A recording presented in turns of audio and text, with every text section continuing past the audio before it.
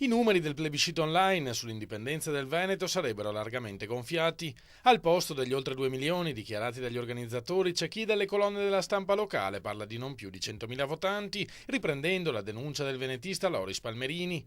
Accuse infondate secondo il portavoce di plebiscito.eu Gianluca Busato, che promette di diffondere a giorni le prove della regolarità, mentre dalla Lega parte una nuova iniziativa in favore del referendum.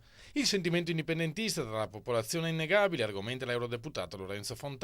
Se ci sono dubbi sui numeri, il modo di fugarli esiste. Per toglierci ogni dubbio, credo che quindi sia il caso di fare questo referendum con tutti i crismi, ufficiale, consultivo, e che da quel referendum si potrà vedere quante persone effettivamente vogliono l'indipendenza del Veneto e non ci saranno più dubbi. Insieme al vice capogruppo leghista in Consiglio regionale Paolo Tosato, Fontana ha lanciato oggi un nuovo comitato a sostegno del referendum, con l'ambizione di unire al di là delle distinzioni politiche tutte le voci a favore della consultazione. Abbiamo il timore che, visto il successo di questa battaglia indipendentista, ci sia il rischio che ci siano dei gruppi che, pur di rivendicare uno spazio elettorale, possano perdere di vista l'obiettivo principale. L'obiettivo principale è votare la legge in Consiglio regionale e tenere il referendum.